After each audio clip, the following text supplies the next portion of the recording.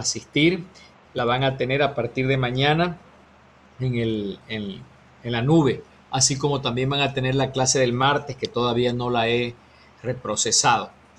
Bien, entonces voy a comenzar la clase. Por favor, eh, importante que presten atención, me pregunten lo que no se entiende, porque de esta clase va a salir un trabajo importante, el trabajo práctico número 17. ¿Ok? Bien, entonces eh, comenzamos. ¿Ya están pudiendo ver mi pantalla? Sí, ingeniero. Muy bien.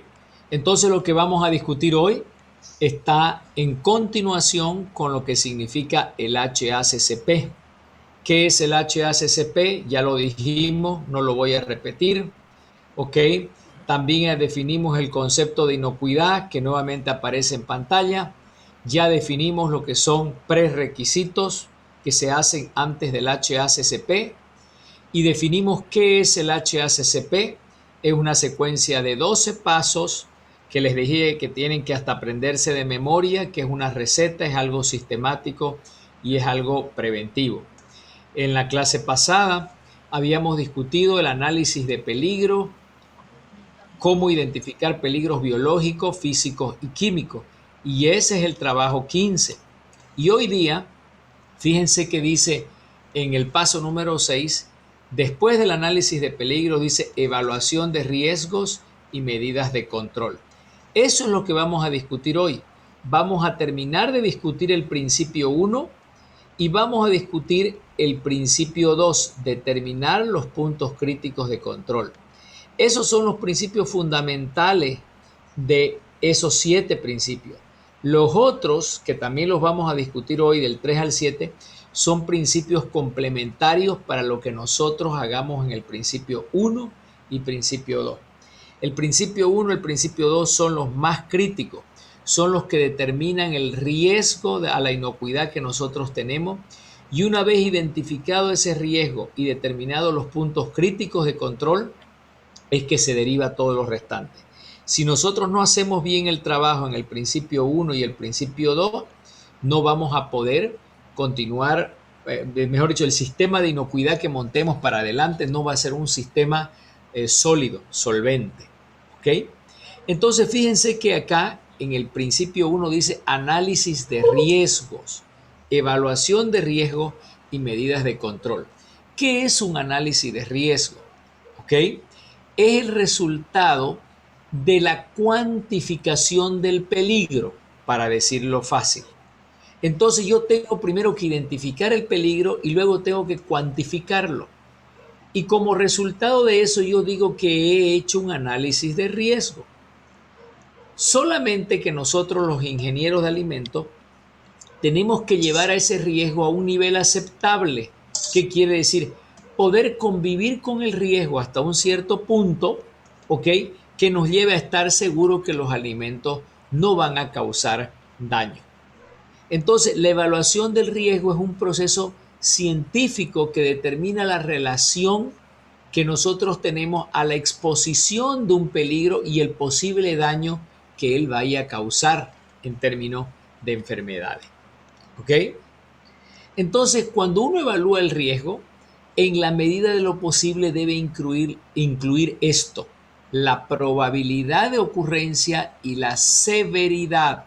Fíjense, esto es bien importante. Cuando yo hago evaluación de riesgos, yo debo incluir la probabilidad de ocurrencia y la severidad. ¿Qué quiere decir? La gravedad con la que suceden las cosas. Yo podría hacer esto por un método cualitativo y o cuantitativo, ¿ok? Asegurándome de que el riesgo esté a un nivel controlable. Por ejemplo, que se desarrollen o sobrevivan los microorganismos, pero dentro de un margen aceptable. Que haya producción o que persistan toxinas, pero que las toxinas que persisten en el proceso no son graves, no van a matar a nadie. O que yo tenga condiciones que permita lo anterior, pero dentro de un riesgo aceptable. Entonces, ¿qué quiere decir esto? Quiere decir que los peligros van a cuantificarse en términos de un riesgo. Siempre vamos a tener un riesgo, pero el riesgo tiene que ser aceptable. Aceptable quiere decir que yo pueda convivir con el riesgo y este no representa una preocupación muy grande para mí. Va a existir, es difícil eliminarlo, pero tiene que estar siendo tolerable o aceptable. ¿Ok? Esto es importante. Entonces, la evaluación de riesgo no es ideal. ¿Ok? Es algo que yo tengo que hacer para llevar el riesgo a un nivel con el que yo pueda convivir con él. Ahora, fíjense bien, la palabra peligro no es igual a riesgo. Ya lo había adelantado en la clase pasada. ¿Ok? Y eso hay que entender bien. Entonces, un peligro es básicamente una fuente potencial de daño. Fíjense, voy a escribirlo. Un peligro, un peligro es algo que puede causar daño. Eso quiere decir, un peligro es una fuente potencial de daño. Fuente potencial, puede causar. En potencia, él puede llegar a causar. Pero no quiere decir, señores, que ha causado o que va a causar, ¿ok? Sino que es una potencia. O sea, potencialmente puede llegar a dañarme, ¿ok? Ahora, ¿qué es el riesgo? El riesgo es un resultado de haber determinado qué tanto daño puede llegar a causar el peligro, ¿ok? A ver.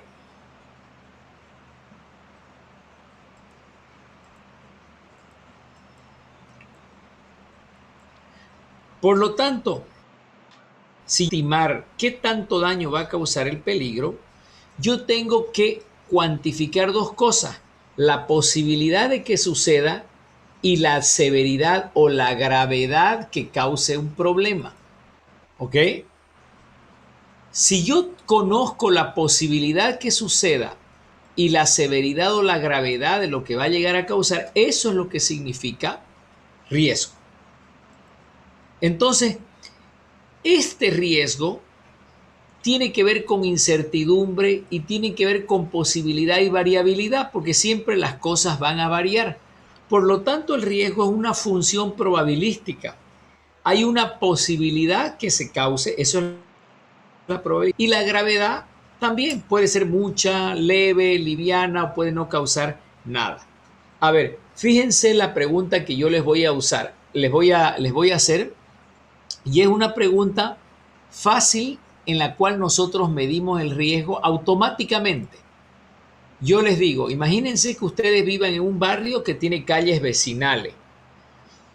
Y una calle vecinal quiere decir una calle poco transitada. Ahora yo les pregunto, ¿dónde hay más riesgo de tener un accidente por atropellamiento? ¿Cruzando el segundo anillo o cruzando en la calle vecinal del barrio donde ustedes viven? ¿Dónde hay más riesgo? El segundo anillo. Del segundo anillo, esa es la respuesta, John, correcto. ¿Por qué hay más riesgo cruzando el segundo anillo que la calle de mi barrio? Es por lo que hay más transitibilidad de vehículos. Ok, entonces la posibilidad, mire usted, estamos apuntando, la probabilidad de que pasen más vehículos es más grande en el segundo anillo. John no lo duda y ninguno de ustedes seguro que lo duda. Ok, ¿y por qué el riesgo es más grande además de que pasen más vehículos que por mi barrio? ¿Los vehículos pasan rápido en el segundo anillo? Sí, a alta velocidad. A alta velocidad. ¿Y qué tal es atropellar a una persona a alta velocidad versus baja velocidad? ¿Cuál es la diferencia? Los daños pueden causar la mortalidad, matarlo al individuo. Sí, señor. Entonces, usted no lo duda. Si la movilidad viene fuerte, matar, le va a destrozar varios huesos. Si va despacito la movilidad, lo va a herir, pero quizás no lo mate. Hay menos posibilidad de daño, es decir, la gravedad, fíjese John acá y fíjense los demás, la gravedad, la severidad es menor en la calle de mi barrio, porque los vehículos pasan más lento. Pero en el segundo anillo yo no tengo cómo dudar, se atropellan a la gente, la quebra y la matan. De hecho, ¿cuántos de nosotros no pasamos el segundo anillo corriendo de miedo? Fíjense, entonces, ¿eso de dónde lo sacó? Nadie ha hecho un cálculo en su cabeza. Usted por lógica ha dicho que el riesgo de cruzar caminando el segundo anillo es mucho más alto que en la calle de mi barrio. ¿Por qué? Porque me dijo pasan más movilidades. Por lo tanto, la posibilidad de circulación de vehículos es más alta en el segundo anillo. Y segundo, porque la severidad, la gravedad en el segundo anillo va a ser mucho más por el tema de la velocidad. Entonces usted no lo duda. El riesgo es más alto en el segundo anillo que una calle de mi barrio. Y ahí está. Usted ya hizo el análisis. Ya determinó dónde el riesgo es más alto y dónde es el riesgo más bajo. El cerebro lo hace eso automático. El cerebro, en función a nuestra experiencia, a nuestras vivencias, asocia rápido eso. ¿Y por qué? Porque quizás no es que a usted lo atropellaron. Vio noticias, usted supo de algún vecino, algún compañero, alguien que ya pasó por un trauma. Entonces, su cabeza, su cerebro aprende. Ahora, si yo le digo, comerse un pedazo contaminado con Listeria monocytogenes de queso crudo es lo mismo que comerse otro pedazo de queso contaminado, por ejemplo, con Staphylococcus aureus de queso crudo. Usted podría responderme, no sé, ingeniero, Listeria, no sé si, parece que Listeria es más grave que Coccus, pero no estoy seguro. ¿Por qué usted no sabe? ¿Por qué usted no está seguro? Porque no es técnico. Usted tiene que averiguar qué es lo que causa la Listeria monocytogenes y qué causa el Staphylococcus aureus. ¿Qué puede dañar? ¿En qué pueden afectar al ser humano? Y si usted averigua eso, usted con facilidad va a decir si el riesgo del pedazo de queso de Listeria es más alto o más bajo que el de Staphylococcus aureus. Usted no puede responder, o las personas no podrían responder porque es una técnica, pero la del segundo anillo también es solamente que usted tiene más vivencia. Resumiendo, para hacer un análisis de riesgo uno tiene que tener vivencia. Por eso es que ustedes han identificado peligro. Por eso es que les pedí en el trabajo 15 que entren por internet y anoten todos los peligros posibles en el mundo que existen con los peligros biológicos, físicos y químicos en el flujograma del producto que ustedes han seleccionado. ¿Ok? Entonces, si ustedes se meten a hacer eso, ustedes van a poder ver qué ha pasado en el mundo con los peligros específicos del alimento que hemos seleccionado o de alguno similar. ¿Ok? Y por lo tanto, ustedes van a poder determinar el riesgo con facilidad. ¿Ok?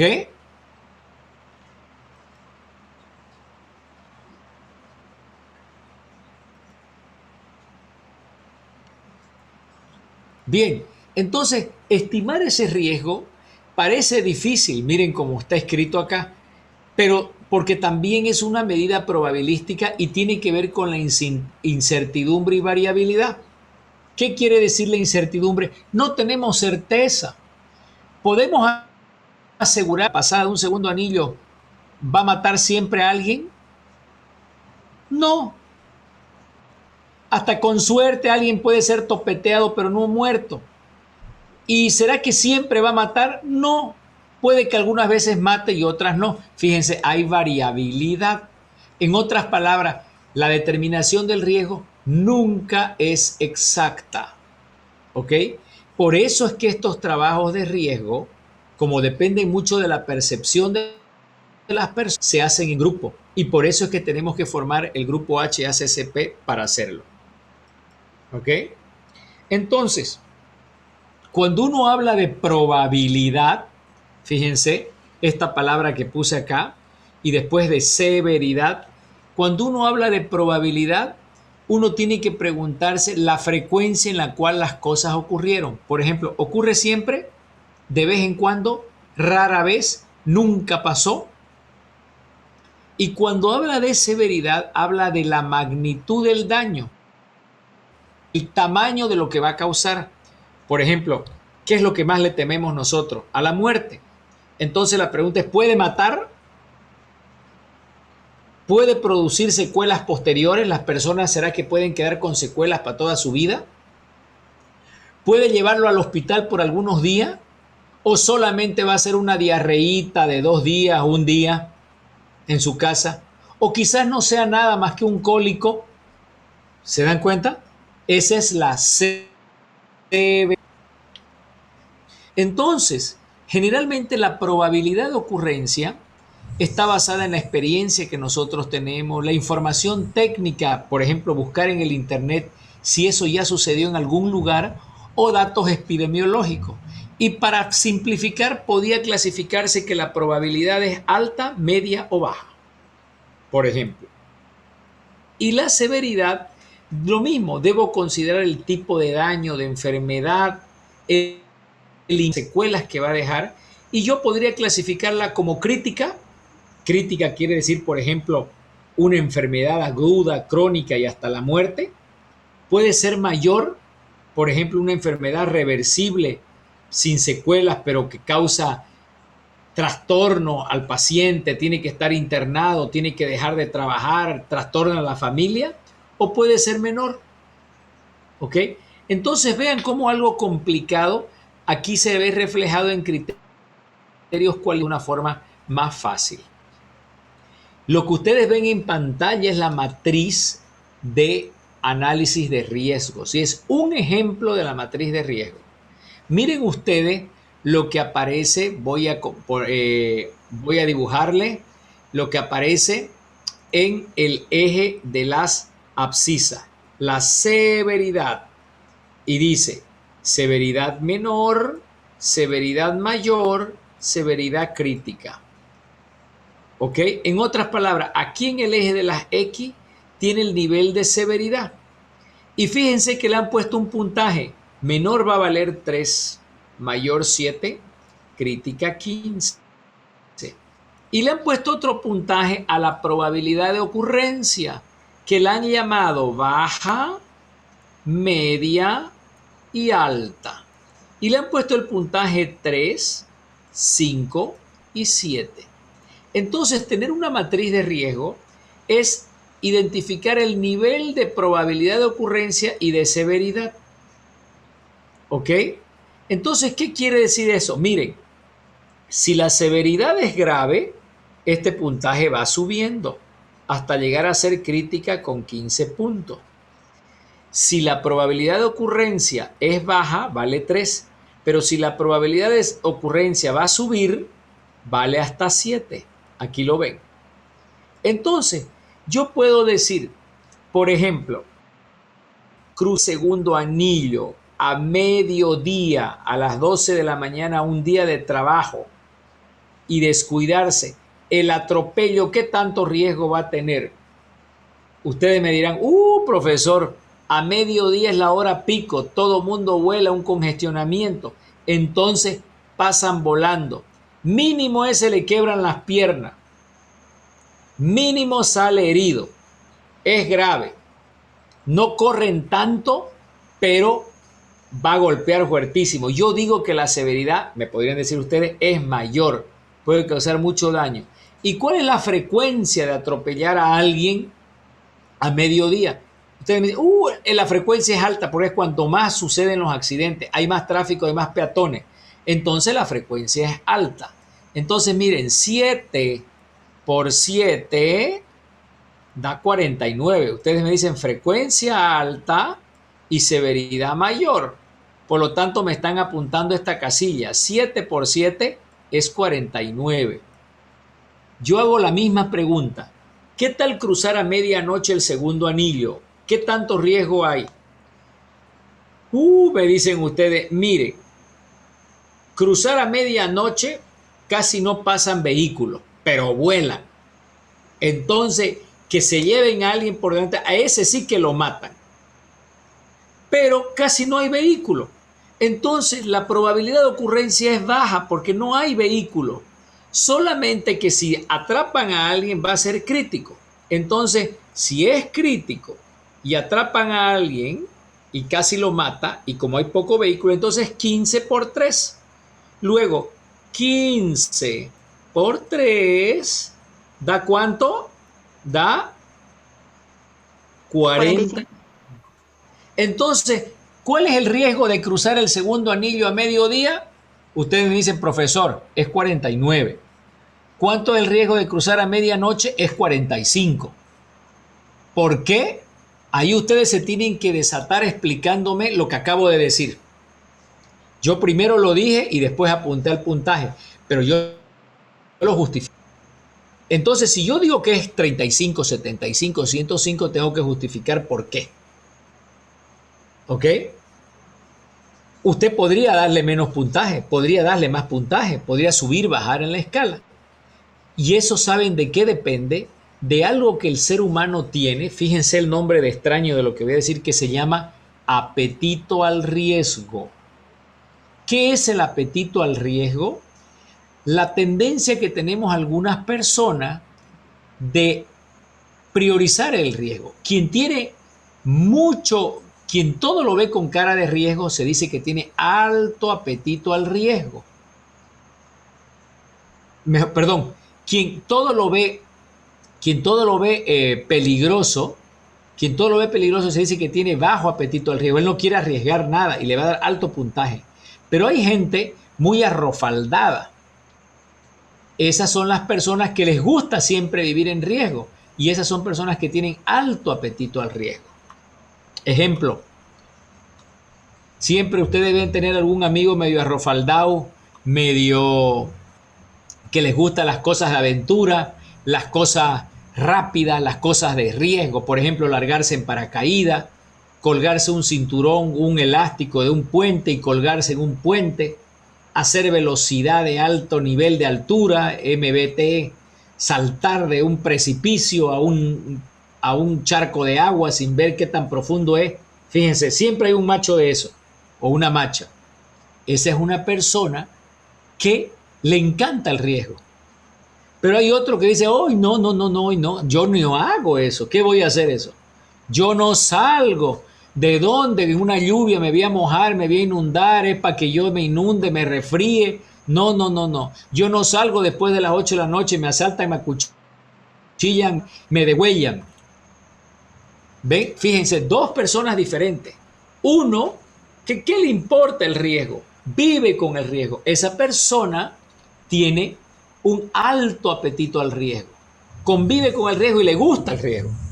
Y hay otro que ni siquiera quiere mojarse de miedo a resfriarse. Ese tiene bajo apetito al riesgo. Ese no se arriesga. Así somos las personas. Y esto que acabo de decir es de las personas. Entonces, si yo les digo a ustedes, señores, si ustedes comen una tajada de este queso, ¿qué les va a pasar? Va a haber uno que va a decir algo gravísimo. Y hay otro que va a decir, no es nada, una cosquillinga en el estómago. Entonces, ustedes cuando hacen este trabajo, tienen que ponerse de acuerdo consensuando. El que dice que es una cosquillinga en el estómago, tiene que explicar por qué cree que es eso. Y no va a decir porque yo creo, porque me da la gana. Él tiene que decir, mira, yo leí en el internet que comer tajadas de queso no mataba a nadie en ningún lugar del mundo. El otro puede, yo he leído que el queso, que es un derivado de origen animal, que proviene de mastitis de las vacas, donde pueden estar infectadas, pueden haber contaminaciones, mala pasteurización, es capaz de desarrollar esto y esto. En la India mató a tanto, en Inglaterra mató a tanto, mató en Colombia no sé cuánto. Y mira, aquí está el estudio, acabo de mirarlo en el internet. Y yo digo que esto es riesgoso. ¿Por qué? Porque ya mató en el mundo, aunque no haya matado en Santa Cruz. ¿Se dan cuenta? Así es que ustedes tienen que argumentar. Y fíjense cómo ha argumentado. O sea, si ya mató en el mundo, no importa que no haya matado en Santa Cruz, ya mató en el mundo. Entonces ya puede matar en Santa Cruz.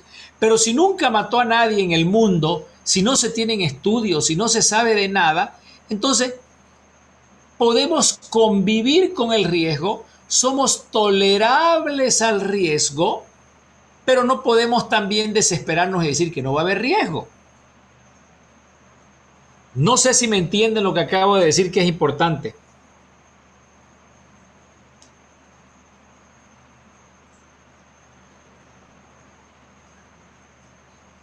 Hola, hola.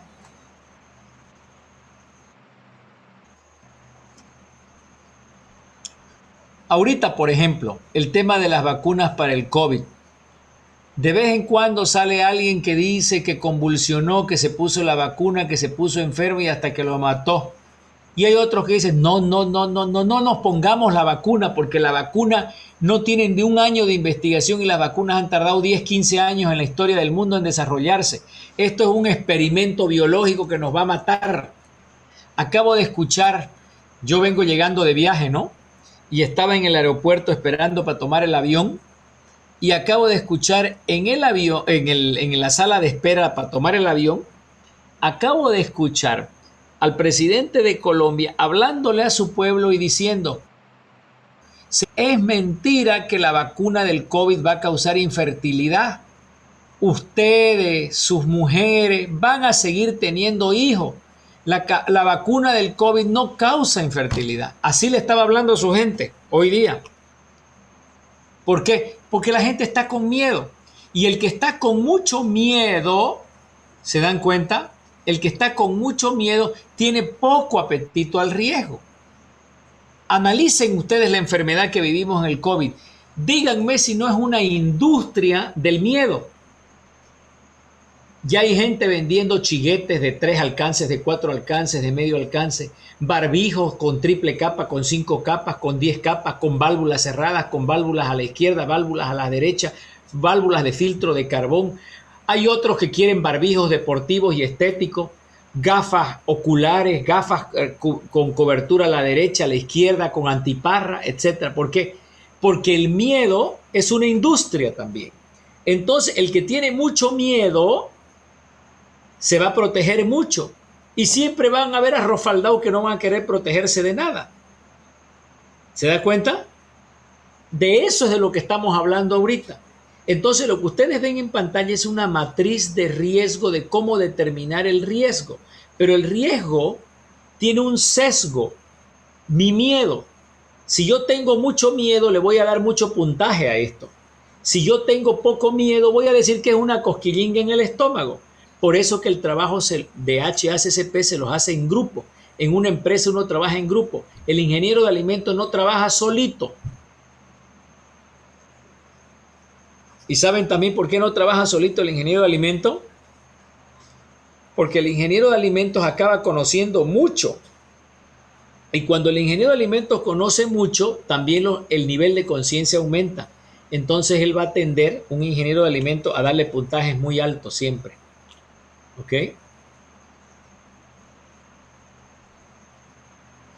No sé si a ustedes les ha pasado. O sea, el otro día venía hablando con alguien y decía, pucha, yo desde que estudié ingeniería de alimentos, yo cuido a todingo mundo en mi casa, yo digo lo que hay que comer y no hay que comer, pero a mí no me hacen caso, decía esa persona que me contaba. ¿Por qué? Porque los demás no saben, en cambio yo sé el peligro, decía. Y ya a mí me dicen, así nunca nos ha pasado nada, no seas exagerada. Dice que así le dicen a esa persona. ¿Ok? Entonces, esta matriz se llama una matriz de riesgo. Y tal cual les he hecho el ejemplo, es como generalmente funciona. Pero no, y otra cosa me olvidé de decirles, miren, fíjense que esta matriz está apuntada por niveles de color. ¿Lo ven, no es verdad? Miren, aquí hay color rojo. ¿Y qué significa el color rojo? Que los riesgos considerados arriba de 35 son riesgos significativos, como dice. Pero hay riesgos verdes. El riesgo verde es menor de, digamos, o es hasta 34 puntos. Hasta 34 puntos. Y hay el riesgo amarillo, Perdón, a ver, riesgo significativo mayor a 35, correcto. Y el riesgo de 35 es un riesgo más abajo del significativo. Por lo tanto, yo podría decir que este es un riesgo y este de acá, los menores a 35, es un riesgo bajo o tolerable. Fíjense, aquí hay tres formas de calificar. Por puntaje, cualitativamente, menor, mayor, crítica, baja, mediana, alta. Y tercero, por niveles, riesgo significativo, riesgo medio, riesgo bajo. Entonces, esta es una matriz espectacular, señores. Es una matriz facilita de entender, todo mundo la entiende. Tiene criterios cualitativos, tiene criterios cuantitativos y tiene varias formas para poderla cruzar y para uno determinar si el riesgo es rojo, si es amarillo o si es verde. ¿Ok? Yo podría decir todo lo que me dé rojo en esta matriz, por ejemplo, va a requerir medidas de control específico. Lo que me dé amarillo también, porque está en la frontera de ser rojo, y lo que me dé verde es un riesgo bajo. ¿Qué quiere decir? Tolerable, con el que yo puedo vivir. ¿Ok? Esta matriz, señores, es la matriz más básica pero más didáctica que hay. ¿Ok? Hay otras matrices que en esencia dicen lo mismo, aunque sea un poco más compleja. Miren, esta matriz dice lo mismo, ¿ok? Pero es un poco más compleja. Si ustedes la analizan después, ya tiene 4 entradas de ocurrencia o probabilidad y tiene 4 entradas de gravedad o consecuencia. Y ya es una matriz, mírenla ustedes, más compleja, ¿ok? Pero en el fondo, en su esencia es lo mismo y en vez de 3 colores ya tiene 4 colores. La matriz que ustedes están apreciando es la matriz de Nestlé, la matriz verdadera de Nestlé. Cada empresa tiene una matriz, ¿ok? Cuando trabaja con inocuidad. Y esta es la matriz de Nestlé. Bien, entonces, lo más importante de hacer este análisis de riesgo es definir medidas de control, ¿ok? Entonces, un equipo debe definir las medidas de control después de que termina si el riesgo es rojo, verde o amarillo. Y yo tengo que establecer, por ejemplo, especificaciones, instructivos, métodos, procedimientos, operaciones, a fin de poder determinar cómo voy a gestionar, controlar ese riesgo que ha sido sobre todo el que fue significativo y el que fue importante. ¿Ok? Entonces, es muy importante que con las medidas de control básicamente me den dominio de lo que yo estoy haciendo. ¿Ok? ¿Por qué? Porque no es suficiente decir que el riesgo es alto, señores. Yo necesito asegurarme, tener dominio con las acciones que yo voy a proponer de que ese riesgo tiende a bajar. Por lo tanto, el control no es nada más que, digamos, el dominio que yo quiero tener. Y las medidas de control son las acciones que yo tengo que proponer para aplicar, prevenir, reducir o eliminar un peligro a un nivel aceptable. No sé si me entienden.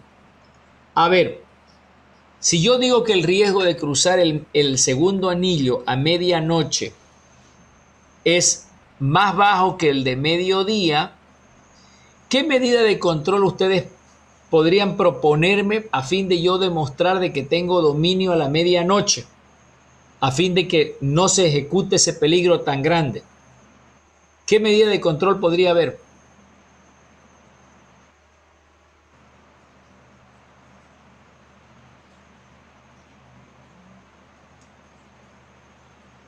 Hola, hola.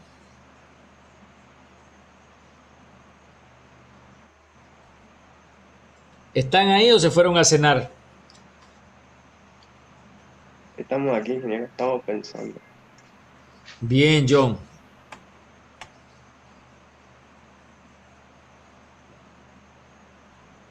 No sería la misma medida quizá del mediodía. Fíjense, a mediodía hay mucha gente, hay luz. A medianoche hay casi nadie, pero pasan volando y puede pasar un peatón. Me atrevo a sugerir, por ejemplo, una medida de control. ¿Qué tal si en la noche nos aseguramos de que cada vez, digamos, de que el semáforo de verde se active una alarma sonora y que suene para que el auto se esté dando cuenta que el semáforo está en verde para el peatón y que puede estar cruzando un peatón? Y que cuando el peatón cruce, sienta que está en verde para que él también esté más despierto al cruzar. ¿Se dan cuenta? Esa, por ejemplo, me estoy inventando, ¿no? Esa podría ser una medida de control para disminuir los riesgos a medianoche, para que no se invista a la gente, no se la lleven a la gente por delante. Otra podría ser con la iluminación. ¿Ok? Otra podría ser con letreros reflectivos. ¿Por qué? Porque en la noche vuela, la gente no obedece el semáforo y el peatón es una masa oscura, de una persona oscura que va pasando entre la oscuridad del segundo anillo. Es más fácil de llevársela. Entonces tienen que ser medidas más visuales. Podría ser también agregar rompemuelles en las avenidas que son más transitables y más posibilidad de que haya un accidente y provocar la mortalidad de una persona, ¿no? ¿Está bien? De hecho, sí, señor. Entonces, fíjense, no adelanta decir que el riesgo es más. Necesitamos definir medidas de control. Porque si yo digo el riesgo es alto, entonces tengo que ser proporcional con lo que digo. Definí medidas de control. Y cuanto más alto es el riesgo, más específicas tienen que ser sus medidas. Cuanto menos riesgo usted tenga, digamos un riesgo tolerable, sus medidas pueden ser más genéricas. Por ejemplo, prerequisitos. Pero cuanto más significativo su riesgo, sus medidas son más estructuradas, más específicas. Eso quise decir. ¿Ok? Entonces, las medidas de control pueden ser muy generales, pero también pueden ser específicas, como en el ejemplo que hemos dado del atropello a medianoche. ¿Ok? Entonces, nosotros necesitamos identificar los riesgos con esta matriz 3x3 que se llama, la matriz rojo, amarillo y verde que yo les mostré. ¿Ok? Y después de identificar los riesgos, nosotros necesitamos, mejor aquí mismo les voy a dar el trabajo práctico de la identificación de riesgos para que quede más didáctico.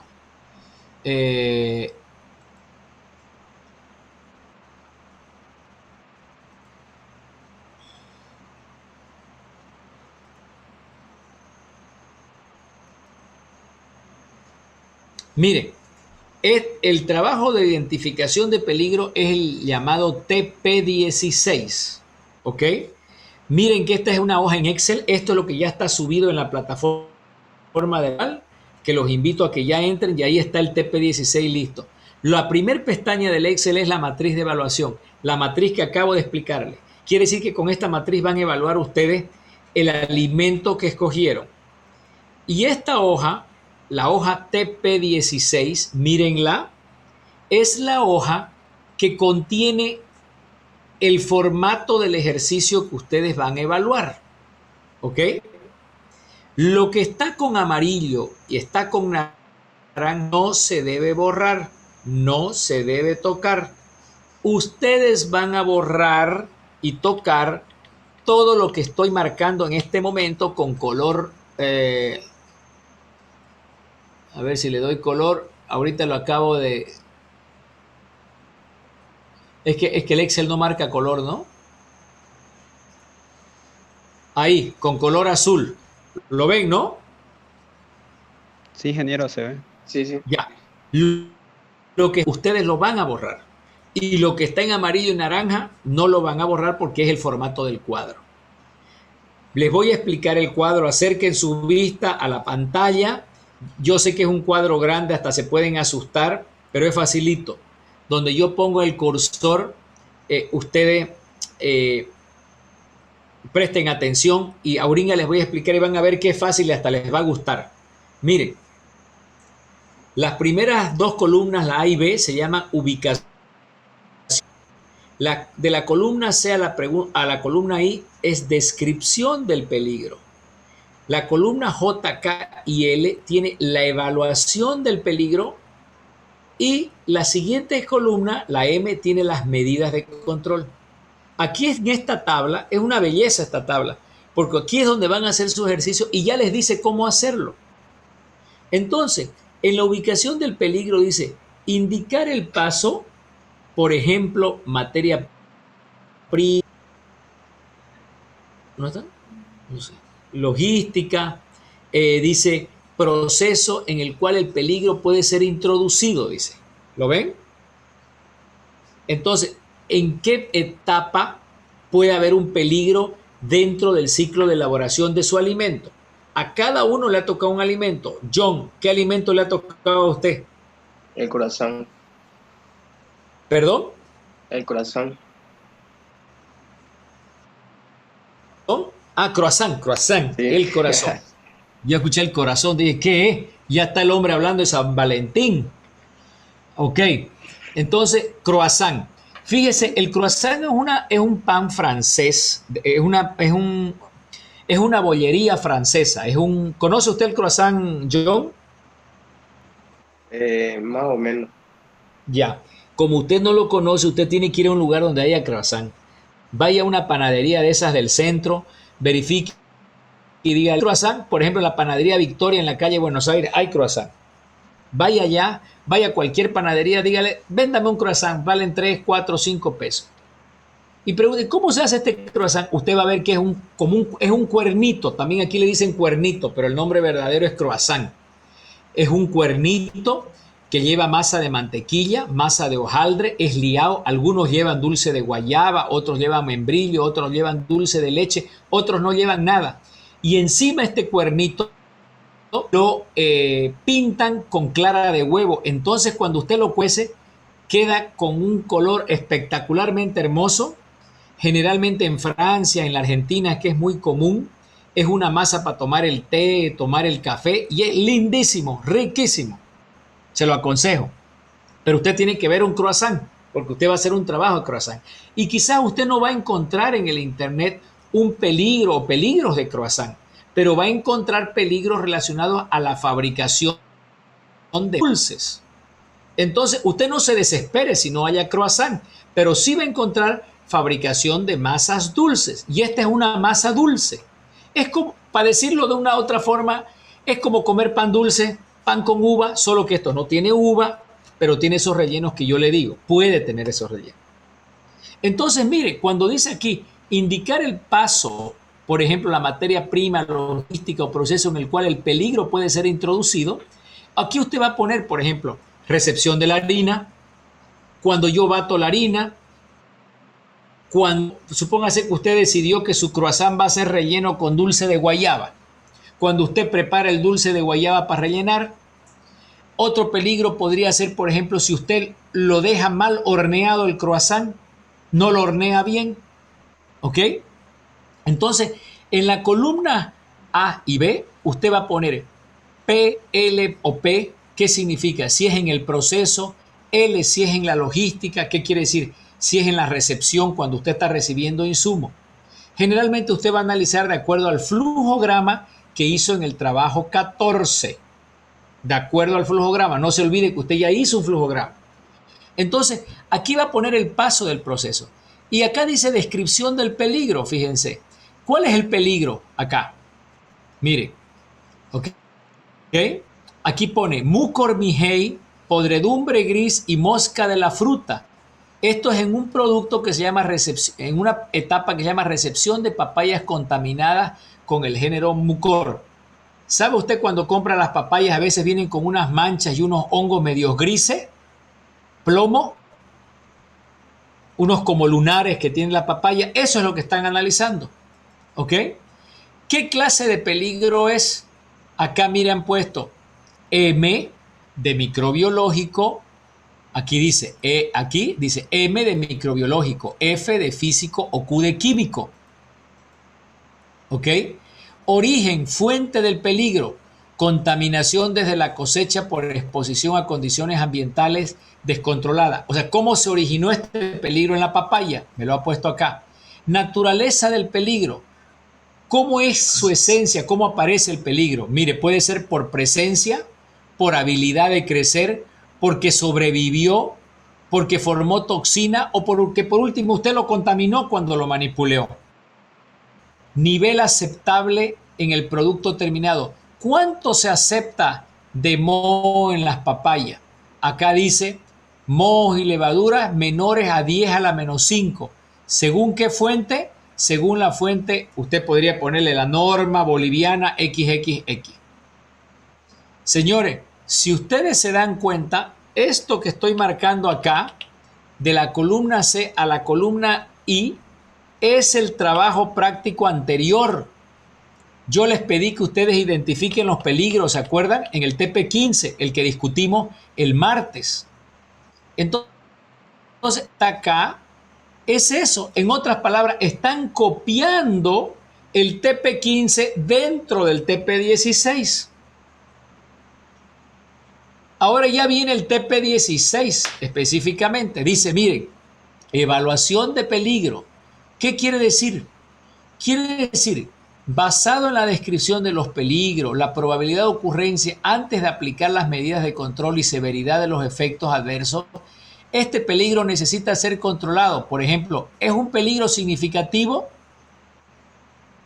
Pregunta, ¿cuál es la probabilidad de ocurrencia? ¿De qué? Del mucormigei, de la podredumbre gris en las papayas.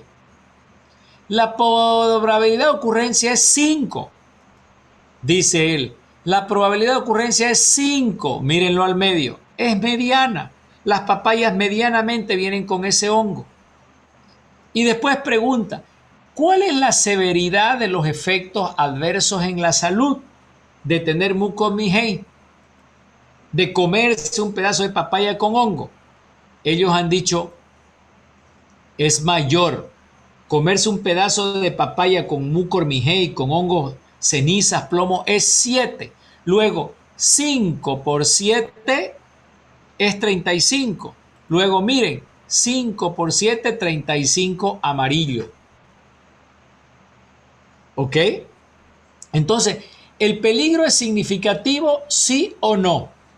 Para peligro significativo, dice acá, donde estoy con el cursor, seleccionar y categorizar las medidas de control en otra hoja, dice, en la hoja HTF, que ya les voy a mostrar. Entonces, como el peligro es significativo, usted tiene que desarrollar el peligro, tiene que proponer, tiene que hacer un otro análisis. Miren, este otro era sellado al vacío de bolsas de mermelada. Lo analizaron, lo justificaron y dijeron que es 3 por 15. Y 3 por 15, acá, 3 por 15, dio 45. Luego, 45 es rojo. Y aquí en la siguiente columna han propuesto medidas para la deficiencia del sellado de bolsas de mermelada y medidas para la papaya. Si ustedes lo leen, son acciones que están proponiendo para controlar los mohos y para asegurarse que las bolsas estén bien selladas. Entonces, ¿cuál es la esencia de este trabajo, señores? Que basado en el peligro que ustedes han descrito acá, del C al I, es el trabajo 15, ustedes evalúen el peligro y cuantifiquen el riesgo. Es lo que se hace en la columna J, K y L. ¿Ok? Entonces ustedes me van a obtener peligros verde, rojo, amarillo, con puntaje diferente. ¿Ok? ¿Y de dónde? De lo que ustedes pongan aquí, de las etapas de su flujograma. No se olviden, la columna A y B tienen que tener el flujograma de la elaboración del producto que les tocó. Y no solamente el flujograma, podría comenzar desde la recepción de materias primas y podría ir hasta después, hasta la comercialización, si ustedes deciden así. Hasta ahí hay pregunta, por favor.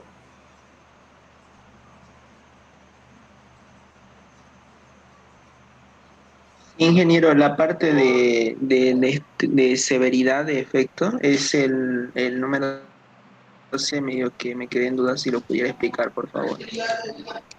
Es esto, la severidad, mire, dio 7, porque en esta escala del gráfico ellos escogieron que la severidad es mayor. Entonces, aquí apuntaron a 7, severidad 7, y dijeron que la probabilidad de ocurrencia de papaya en papayas era 5. Luego 7 por 5, 35, y dio color amarillo. Por eso que está 5 por 7, 35.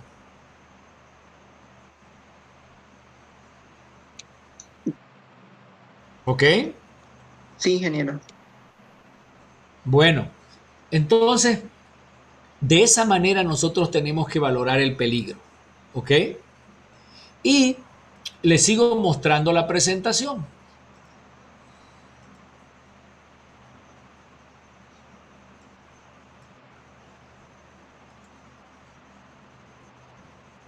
Entonces, una vez valoremos nosotros el peligro, nuestro cuadro va a terminar analizando todo el flujograma y vamos a tener peligros verdes, peligros amarillos, rojos. Pero ahí comienza el llamado principio 2, que es la determinación de los puntos críticos de control. Acuérdense, principio 1, identificación de peligro, valoración de riesgo. Ya lo terminamos. Pero en el principio 2 me dice, ahora usted va a determinar los puntos críticos de control. Y dice que el equipo HACCP debe evaluar cada paso del proceso con ayuda de un árbol de decisión. En cada paso del proceso se deben identificar los aspectos evaluados y se deben dar las razones por las cuales se consideró o no si es un PCC. En otras palabras, para cada etapa del proceso, usted va a evaluar con ayuda de un árbol de decisión si usted tiene un punto crítico de control. Entonces, cada medida de control debe ser clasificada como punto crítico o como punto de atención. Si es un punto crítico de control, usted lo va a llamar PCC o CCP, es lo mismo. Y si es un punto de atención, lo va a llamar un POA. ¿Ok? Ahora, fíjense, ¿cuál es la definición de punto crítico de control? Fíjense bien lo que significa lo que es un punto crítico de control. Es un punto, una etapa o un procedimiento que puede ser controlado y en el que un peligro puede ser eliminado, evitado o reducido a niveles aceptables. Un punto crítico de control es un punto donde yo tengo la oportunidad de bajar el riesgo. Si yo no lo tomo ese punto, en una etapa posterior ya no se puede, en una etapa anterior tampoco se puede.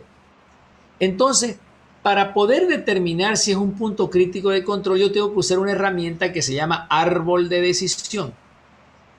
A ver, explico mejor.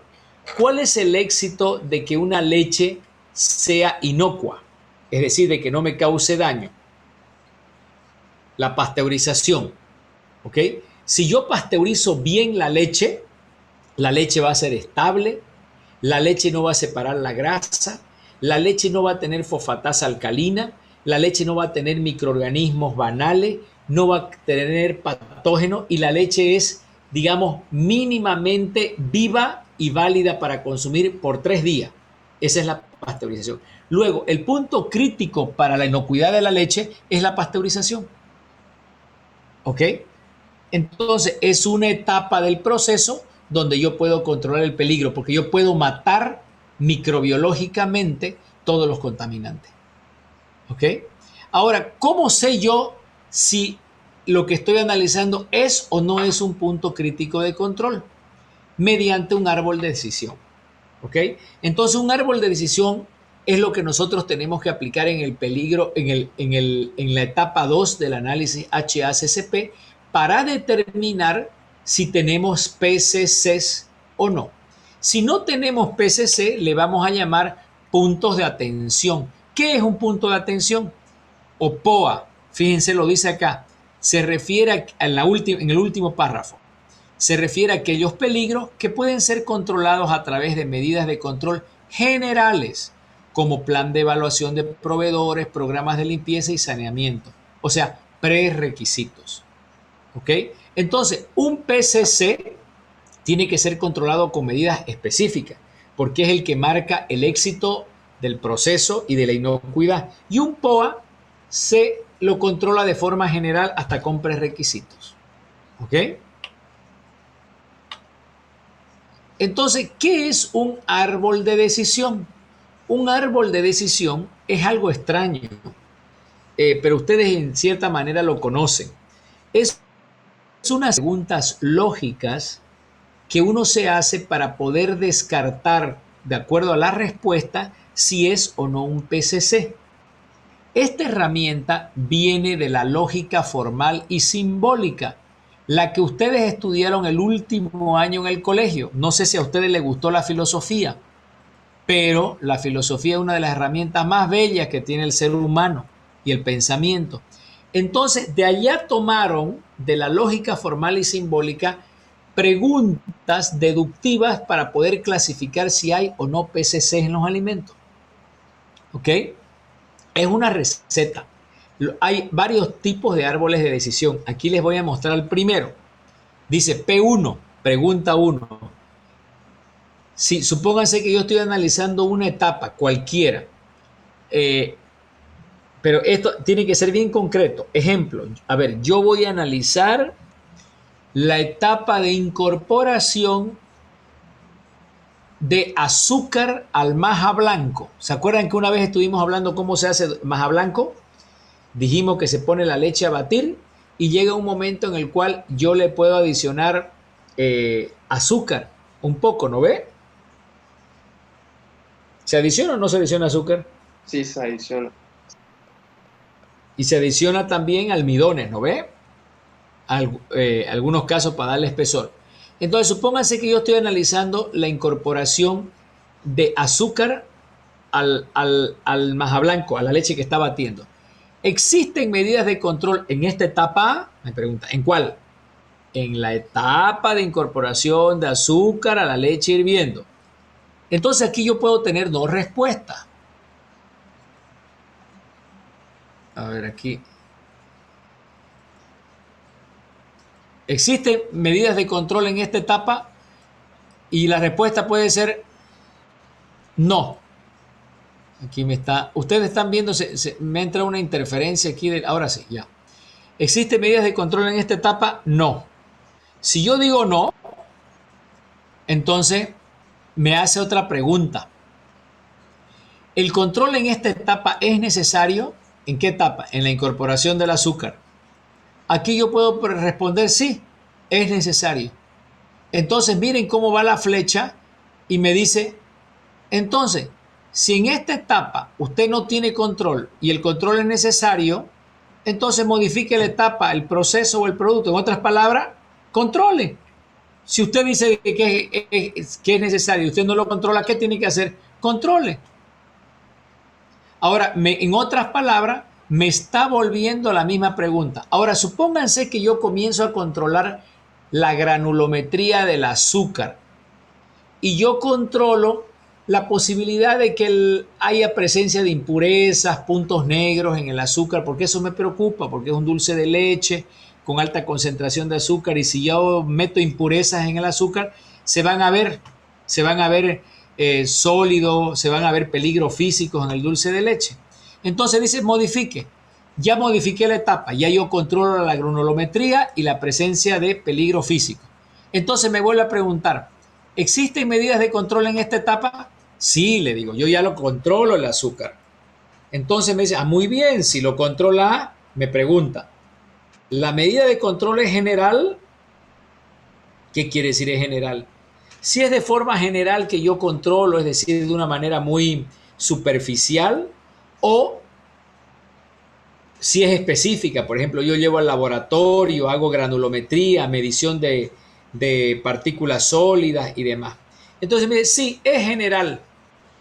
Entonces, si la medida de control es general, entonces este es un POA, me dice. ¿Se acuerdan cómo definir POA? Es un punto de atención. Pero yo le digo, ¿la medida de control es general? No, no es general, le digo yo. No es general. Entonces, ¿por qué? Porque yo llevo al laboratorio, yo cuantifico la granulometría, veo la presencia de partículas. Me dice, ¿el peligro puede incrementarse o aparecer en niveles inaceptables? Por ejemplo, que me vengan terrones de tierra en el azúcar, que me vengan granos grandes con granos chicos. ¿Se dan cuenta? Eso es lo que me está preguntando. Entonces yo le respondo, ¿el peligro puede incrementarse? No, en realidad el peligro no puede incrementarse porque el azúcar ya vino. No va a aumentarse dentro de mi fábrica de maja blanco. Entonces no puede incrementarse. Entonces él me dice, entonces no te preocupes, no es un PCC. Pero si yo le respondiera a esta pregunta, sí, el peligro puede incrementarse, por ejemplo, en la pasteurización de la leche. Si yo no la pasteurizo luego la leche, comienzan a crecer las bacterias aerobias, comienzan a crecer las lipasas. Y eso es lo que corta la leche. Por eso es que la leche la tengo que refrigerar y rapidingo la tengo que pasteurizar. Entonces, a la pregunta 3 para la leche, la respuesta sería sí. No como en el maja blanco, la que la respuesta era no. Entonces, si yo le digo sí, me pregunta él, ¿una etapa posterior del proceso de la leche eliminará el peligro? ¿Una etapa posterior a cuál? A esta, a la que estoy analizando, la pasteurización. No, pues ya no lo elimina, porque ya la fregó la leche, la cortó la leche, la contaminó, la cuajó la leche. No elimina. Una etapa posterior a la pasteurización, ¿elimina el peligro? Yo le digo, si le digo sí, él me va a decir, no es un PCC. Pero si yo le digo no la elimina, es en esta etapa, él me dice, entonces esto es un PCC. Fíjense por qué me he saltado de un ejemplo al otro. Espero que me hayan seguido. Porque en el caso del maja blanco que comencé a dar el ejemplo, el control de calidad del azúcar y del almidón no es un PCC.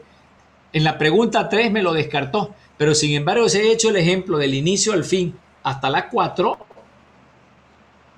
en el caso de la leche, ese es un PCC. Entonces, he analizado como que dos cosas en simultáneo. ¿Ok? El azúcar para el maja blanco no es un PCC, es un POA. En cambio, la pasteurización para la leche es un PCC.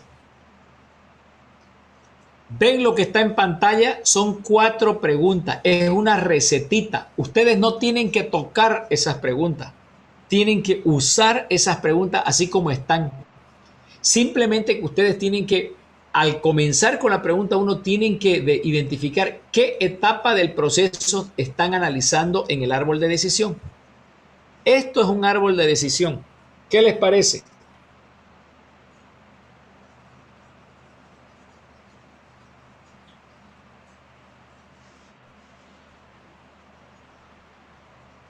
Hola, hola. Miren, este es otro árbol de decisión. Este es de Mortier y Wallace. ¿Ok? Este generalmente se usa para materias primas. Tiene 3 preguntas. El anterior 4 preguntas. ¿Ok?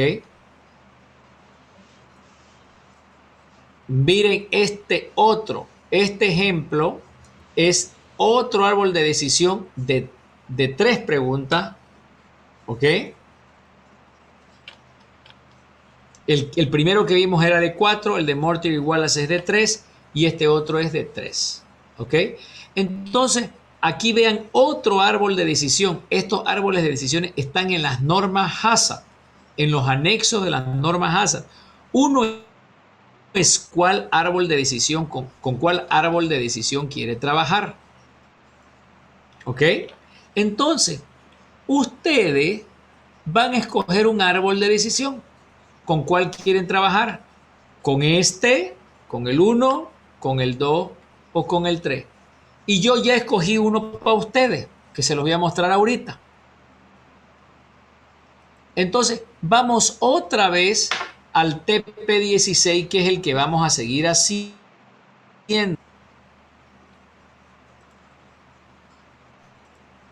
Otra vez me voy al trabajo práctico 16.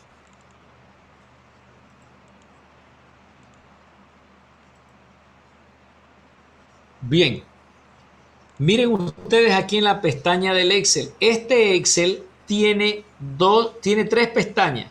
La primera es la matriz de riesgo. que es la que ustedes van a usar para usar en la pestaña TP16, la evaluación de riesgo. Entonces aquí sus peligros van a salir rojo, amarillo, verde.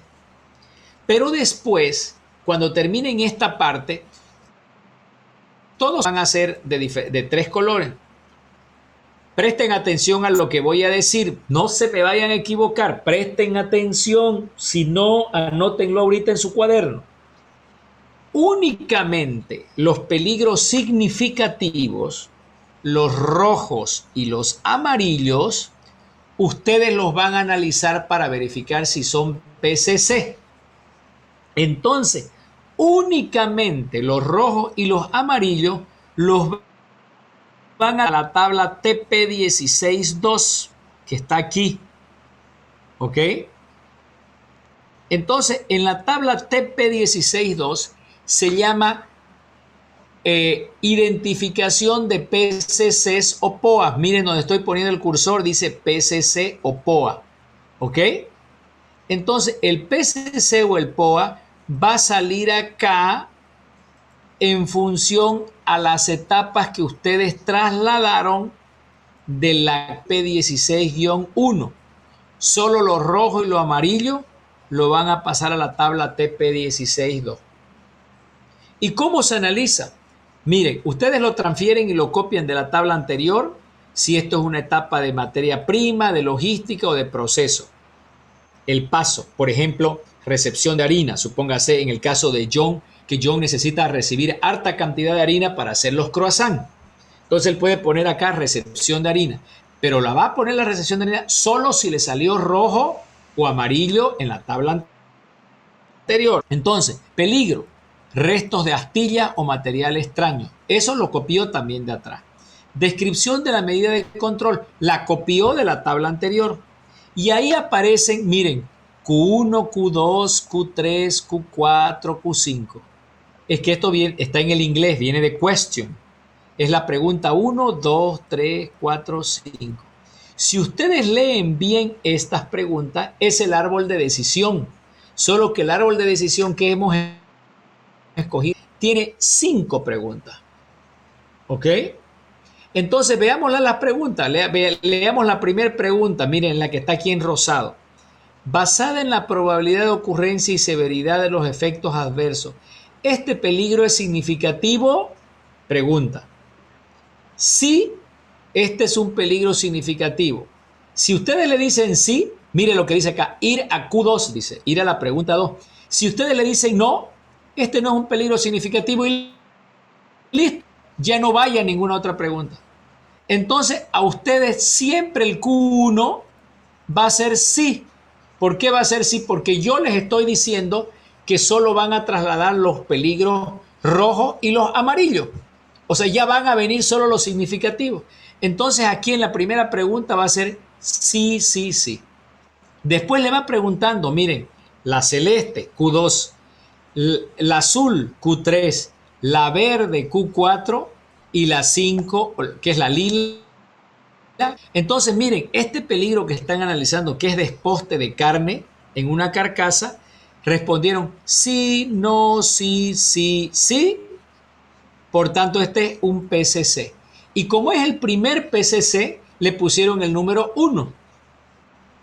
Entonces, miren, para cada etapa aquí del flujograma que han analizado, apareció este fue el PCC1, este el PCC2, más abajo hay el PCC3. Y miren en la última columna justificación, dijeron, para cada pregunta ellos respondieron y aquí han justificado por qué motivo le respondieron como sí o como no. ¿Ok? Entonces, este cuadro lo que hace es categorizar el nivel de significancia del peligro para ver si es un POA o un PCC. Tienen que llegar hasta aquí en el trabajo, identificando si son POA o PCC. Por favor, ¿alguna pregunta, algún comentario hasta ahí?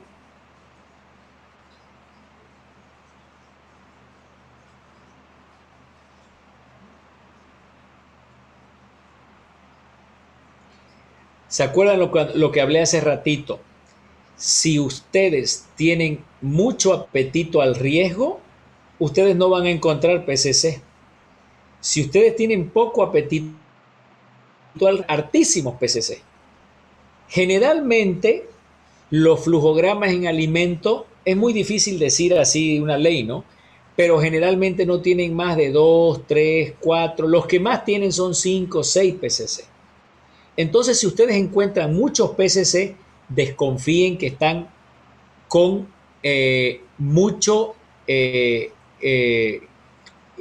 con bajo apetito al riesgo. Están muy miedosos, ¿ok? Y si ustedes tienen poco o ninguno, por ahí ya no tienen ni miedo ya. Ya son capaces de ir a alargarse del puente ahí enclavado del Piraí, para nadar en el Piraí, ¿ok? Entonces, ¿cómo lo van a hacer este trabajo? Lo tienen que hacer en grupo. Tienen que analizar peligro por peligro y el grupo tiene que justificar. Por ejemplo, María dice, no, esto es peligrosísimo. Yo le doy 4 por 10, 40. La otra dice, ¿cómo va a ser peligroso? Yo esto no lo leí en ningún lado. Yo le doy 3 por 3, 9. Entonces, una dice 9, la otra dice 40, hay mucha diferencia. Entonces, convénzanse entre ustedes y pongan el peligro que corresponde por consenso. ¿Me entiende? Por consenso, no por votación. Votación muchas veces se ha demostrado en el mundo que no es la medida más democrática. En la votación gana un rodillo. En el consenso gana la razón. No sé si me entienden lo que digo. ¿Qué quiere decir consenso? Justificar, dar su posición, intentar convencer al otro, pero con argumentos lógicos. En cambio, la votación es levantar la mano y gana la mayoría, digamos. Puede que otros, los perdedores, podían tener razón y no han podido convencer también. ¿Ok? Entonces, por eso es que este trabajo se hace en grupo. Señores, ¿se entiende hasta ahí? Ustedes de esta tabla, cuyo ejemplo también está hecho, van a borrar todo lo que está en blanco. Todo lo que estoy marcando en azul, ustedes lo borran. Y el encabezado de la tabla lo...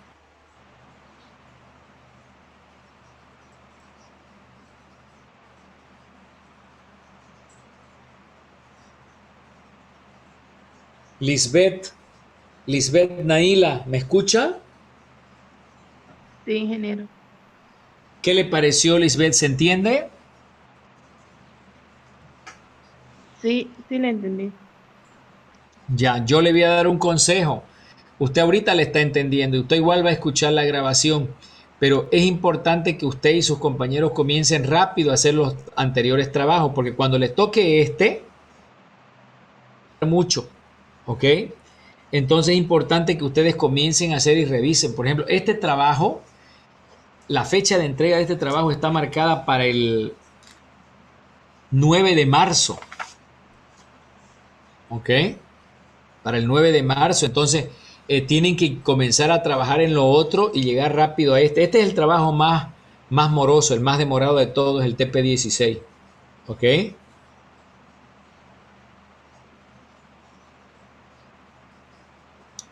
Bien, entonces, ¿qué es lo que sale, señores?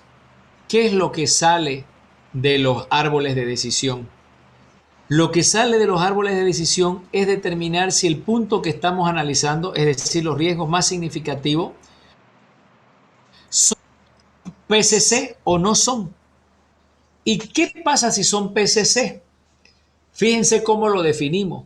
PCC son aquellos puntos críticos de control de más cuidado que tengo que tener yo, porque si yo no los controlo se me va por los suelos toda la inocuidad, todos los prerequisitos, todo. Entonces, a partir de que yo definí los PCC, se aplica el principio 3. Es decir, el principio 3, el principio 4, el principio 5 y el principio 6, yo lo voy a aplicar únicamente para los PCCs que hubieron en el proceso. Repito, del peligro 3 al peligro 6, al principio 6, yo los voy a aplicar únicamente, perdón, dije algo equivocado, del principio 3 al principio 5. Del principio 3 al principio 5, yo voy a aplicar solamente a los PCCs detectados. Si yo tengo 2 PCC, en esos 2 PCC voy a aplicar el principio 3, 4 y 5. El principio 6 y el principio 7 se aplica a todo, otra vez. ¿Ok? Ahora, miren qué fácil es el principio 3, establecer los límites críticos. ¿Qué dice la norma? Dice, la organización debe identificar los límites operativos y los límites críticos o las tolerancias para cada etapa del proceso. Entonces, para cada punto de control, yo debo indicar cuál es el parámetro crítico y cuáles son los límites que voy a controlar, si son legales, si son de control interno. Entonces, cuando hablamos de límite, es lo que en la primera parte de la materia nosotros llamábamos límite de control, que son los límites de los gráficos de control superior y el límite inferior. Y los límites habíamos dicho que podrían ser críticos o podrían ser operativos cuando la empresa los ponía. ¿Ok? Entonces, ejemplos de límites críticos. Por ejemplo, para cada PCC yo debo identificar los parámetros. Por ejemplo, si son físico-químicos, tiempo, temperatura, humedad, pH. ¿Ok?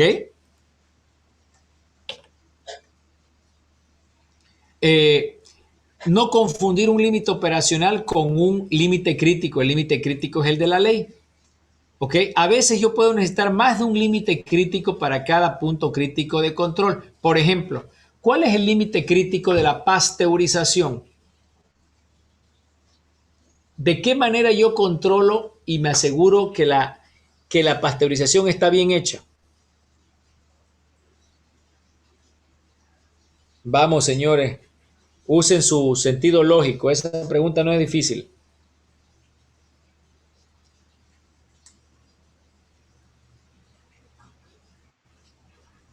Vamos, vamos.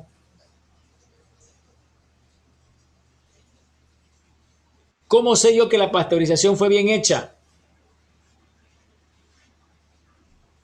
Por la temperatura, ingeniero, termómetro. Sí, señor. Entonces, ¿cuál es el límite crítico? La temperatura. Usted va a decir, se tiene que pasteurizar a 72 grados, por ejemplo. Pero también va el tiempo, porque no adelanta que sea 72 grados. Usted va a decir 72 grados y 8 segundos. ¿Ok? Entonces, ese es su límite crítico. ¿Qué quiere decir? Si su operador de usted como ingeniero controla que son 72 grados y 8 segundos, la leche está bien. ¿Ok? Pero si le hace 72 grados y 5 segundos, no sirve. Medio la pasteurizó. Entonces, ese es un límite crítico. A veces los límites se definen para arriba solamente. En el caso de la leche, usted dice mínimo 72 grados y 8 segundos. Si le tira 73, 74, 75, se puede, está bien. Pero menos de 72, usted como ingeniero no acepta. ¿Ok? Eso quiere decir. Entonces, el límite crítico es definir eso. Nada más el principio 3. ¿Y cuál es el principio 4? Monitoreo de un punto crítico de control. ¿Qué es un monitoreo? Es la secuencia planificada de observaciones y mediciones de los parámetros que yo escogí. Monitoreo quiere decir monitorear, seguir, revisar. Entonces, si yo, por ejemplo, en el caso de la leche, dije que era el tiempo y la temperatura, ¿qué tengo que hacer? Monitorear el tiempo y la temperatura. Cuando uno monitorea un punto crítico de control, lo puede hacer de dos formas. Lo puede hacer continuo, si como su nombre dice, usted de forma permanente mide y registra de forma continua el control. Por ejemplo, un termograma. Eso es lo que se usa en la industria de leche. Usted no deja de controlar. Es un pitó que hay en el tubo y por cada molécula de leche que va pasando, usted sabe qué temperatura hay ahí adentro y cuánto tiempo permanece en el pasteurizador la leche. Pero a veces también los controles pueden ser discontinuos. ¿Qué quiere decir? Usted toma una muestra, va y analiza, por ejemplo, la acidez de la leche para ver qué grado de contaminación tenía y vuelve y dice, ¿acepto el lote o no acepto el lote? Entonces, los sistemas de monitoreo pueden ser continuos o discontinuos. ¿Ok? Y usted tiene, en el principio 4, tiene que definir cómo va a controlar continuo, discontinuo, tiene que documentar las razones.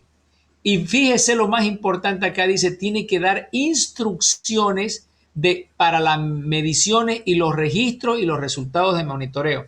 En otras palabras, usted tiene que decirle cómo va a monitorear, cómo va a medir la temperatura, cómo va a tomar la muestra, cómo va a analizar. ¿Por qué? Porque para ustedes el PCC es lo más importante. Si usted no controla el PCC de la pasteurización en la leche sale enferma. Sus clientes van a estar enfermos. Entonces, sí o sí, usted tiene que monitorear y tiene que definir las medidas que va a monitorear. ¿Ok? Entonces, ¿esas medidas las va a hacer usted o las va a hacer el proveedor? ¿Cómo va a evaluar los resultados? ¿Dónde va a registrar los resultados? ¿Ok? Eso significa monitorear. Monitorear es gerenciar. ¿Qué significa? Controlar, asegurar que los PCC que usted definió están, como su nombre dice, en dominio de usted. Permite determinar si usted está bajo control o si usted perdió el control. Usted tiene que proveer instrucciones, documentaciones, capacitar a la gente y tener registros donde anotar los PCC, si están adentro, si están afuera. ¿Ok? ¿Por qué? Porque el ingeniero se va a ir a dormir, va a quedar el operador y al otro día va a llegar el ingeniero y tiene que revisar esos puntos de monitoreo. ¿Ok? Ahora, ¿qué es la acción correctiva? Fíjense, principio 5. Es una acción que voy a llevar a cabo cuando el resultado del monitoreo está fuera de control. ¿Qué pasa si no alcanzamos los 8 segundos en la leche o los 72 grados de temperatura? ¿Qué acción correctiva va a tomar usted? Entonces, las acciones correctivas pueden ser de proceso o de producto. Proceso, ¿qué significa? Ajustar el proceso, volverlo a poner a control, o producto significa tomar medidas sobre el producto que ha producido que está desviado, que está no conforme. Por ejemplo, si le dicen a ustedes, ingeniera, tengo 1000 litros de leche ahí que pasteurizamos ayer y ellos estuvieron a 71 grados durante 5 segundos. ¿Qué hago, ingeniera, con esa leche? Usted sabe que es un producto no conforme, tiene que tomar acciones correctivas al producto. Quizás la va a reprocesar, entonces tiene que definir, ¿ok? En otros casos usted tiene que ajustar las máquinas, los tiempos de residencia, los controles. Entonces uno en el principio 5 tiene que definir acciones correctivas. Significa definir responsabilidades por la disposición y para la disposición documentarla. Si está desviado, ¿a quién le van a informar? ¿Qué va a hacer? ¿Cómo lo va a hacer? Si un producto es malo, si el proceso está desviado, si está si está fuera de control. Entonces usted tiene que decir cómo lo va a volver a restituir a su estado original, si se puede, porque a veces hay productos que están fuera de control que usted tiene que decir, los boto. No lo puedo rehacer, no lo puedo rehornear, no lo puedo reprocesar. ¿Ok? Entonces, esos son los elementos que usted tiene que incluir en las acciones correctivas. ¿Quién, cuál, dónde? La causa, la disposición. ¿Qué quiere decir? ¿Qué lo voy a hacer? ¿Lo voy a guardar transitoriamente o lo voy a eliminar? Eso es disposición. Quiere decir basura, lo rompo, lo quemo. ¿Ok? Y la autoridad es quién lo va a hacer. ¿Ok? Entonces, definir acciones correctivas, señores, es muy importante en la ingeniería alimentaria de la inocuidad porque siempre hay problemas. Entonces, yo tengo que estar preparado de cómo voy a actuar corrigiendo cuando aparezcan los problemas. Los problemas van a aparecer siempre. Y por eso en el principio 5, yo tengo que definir las acciones correctivas para los PC, seleccionados solo para los PCC. Y a partir del principio 6 es para todas las otras cosas, ¿ok? Todas las otras, para todos, sean los POA o sean los PCC. El principio 6 y el principio 7 se los voy a explicar en la próxima clase. Ahorita ya no quiero cargarlos más porque ahorita la clase ha sido bien importante y está bien concentrada, ¿ok? Entonces lo mejor que yo puedo hacer ahorita es recomendarle que ustedes vuelvan a la materia, vayan haciendo sus ejercicios, revisen esta clase para que yo termine de explicar el principio 6 y 7. Si ustedes no revisan y vienen a la próxima clase así en pañales, no le van a hallar al principio 6, que es un principio de validación. ¿Ok? Señores, pregunta.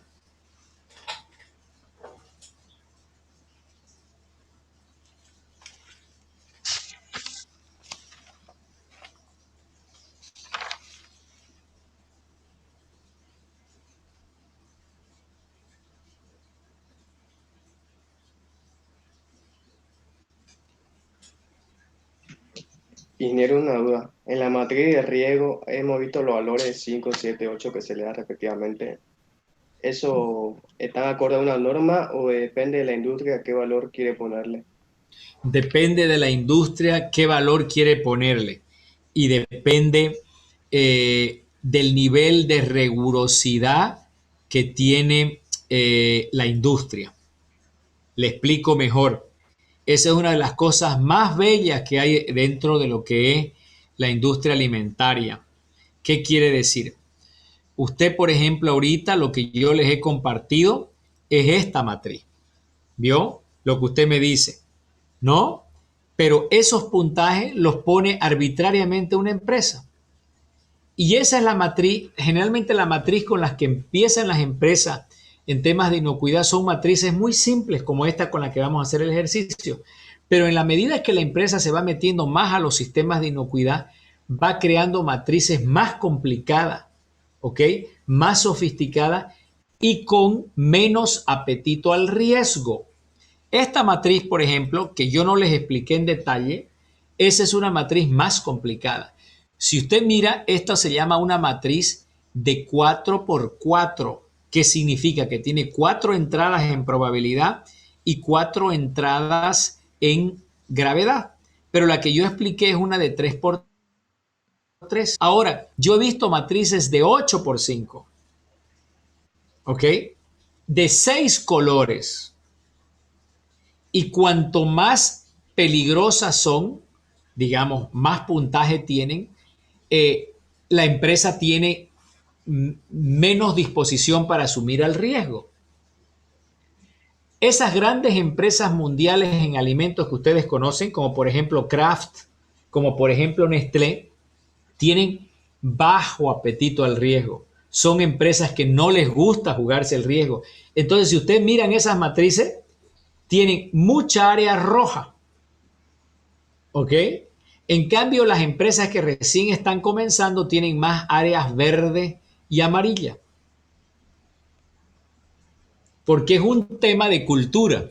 Pero usted no puede decir que una está mal y la otra está bien. Simplemente son niveles de evolución que usted tiene en el tiempo, ¿ok? Entonces, cuando usted va aprendiendo estos temas, va adquiriendo una cultura de riesgo, usted se va dando cuenta de que necesita, de que su empresa tiene tanto para perder que usted no está dispuesto a arriesgar su nombre y su reputación, porque el prestigio vale mucho. Entonces, las empresas van disminuyendo el apetito al riesgo y se van tornando más rigurosas. Pero el que no sabe esto, el cristiano ese que lo deja todo pasar, pelar pollo debajo de un árbol para él y escaldar pollos en una mezcladora de cemento es lo mismo que hacerlo en una olla. ¿Se dan cuenta? Porque le da lo mismo todo. En otras palabras, él tiene un alto apetito al riesgo. ¿Ok? Ese es el gran drama, señores. Entonces, en la industria alimentaria tenemos que tener presente eso. Esa es una buena pregunta, John. Yo pensé que no se iban a dar cuenta, Los puntajes los pone la empresa y los niveles de colores también los pone la empresa.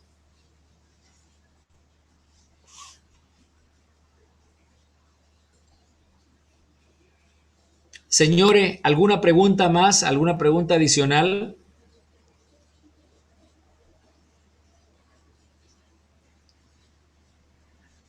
Miren, la clase que viene va a ser el próximo, aquí según mi calendario, va a ser el próximo 23 de febrero. Este martes 16, no tenemos clase por lo del carnaval y el próximo martes 23 de febrero sí tenemos clase. En esa clase yo voy a avanzar poco, ya voy a ir terminando la materia, ya estamos en lo último de la materia, pero los trabajos que me han presentado ya los voy a llamar por sorteo para que me los defiendan, ¿ok? Yo voy a llamar al grupo, lo vamos a poner el trabajo en pantalla y todos los demás van a escuchar. El trabajo de fraude alimentario y defensa alimentaria va a ser el primero que va a entrar, ¿ok? Y los otros trabajos, si hay otro más que haya vencido el calendario, también va a entrar el 23 de febrero, ¿ok? Entonces, presten atención a eso. Y en la segunda parte de la clase, después de que yo explique y haga esas evaluaciones, voy a declarar la clase para sesión de preguntas y respuestas. Entonces, si ustedes ya están desarrollando sus trabajos, es la oportunidad para que en vivo me pregunten sus dudas. Compartamos la pantalla y me muestren sus trabajos y me digan, yo estoy aquí, estoy en este problema, tengo esta duda. Y todos los demás van a escuchar, porque la duda de uno es la duda de otros también, ¿no ve? Entonces, así va a ser nuestra clase del próximo 23 de febrero.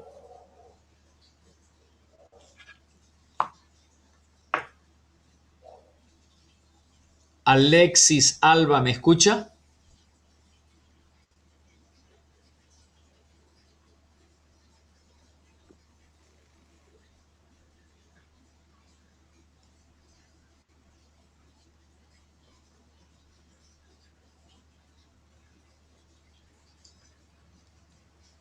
Isabel, ¿me está escuchando?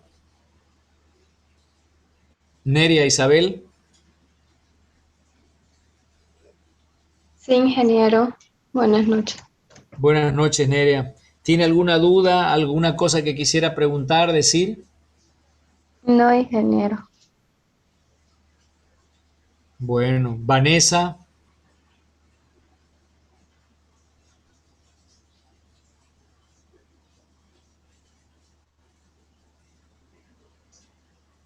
Bueno, señores, no les voy a preguntar uno por uno, pero por favor, siéntanse libres. Nuevamente les digo, vamos avanzando, ¿ok? Pueden preguntarme sus dudas o es por el chat ahí. Bueno, con todo esto, si no hay más dudas, entonces vamos a cerrar la clase. Bien, cerramos entonces las clases.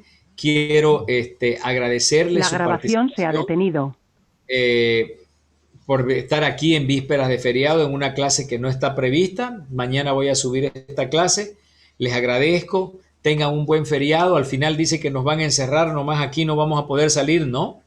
Desde el sábado, desde el domingo en la ciudad. Entonces ni vuelta, pues yo voy a poder carnavalear. Pero ni siquiera vamos a poder salir ni con el vecino vamos a carnavalear.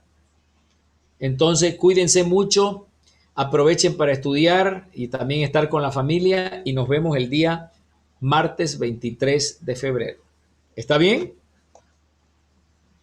Sí, ingeniero. Gracias a todos. Tengan una buena noche. Chao, chao. Hasta luego, ingeniero. Hasta luego, Inge.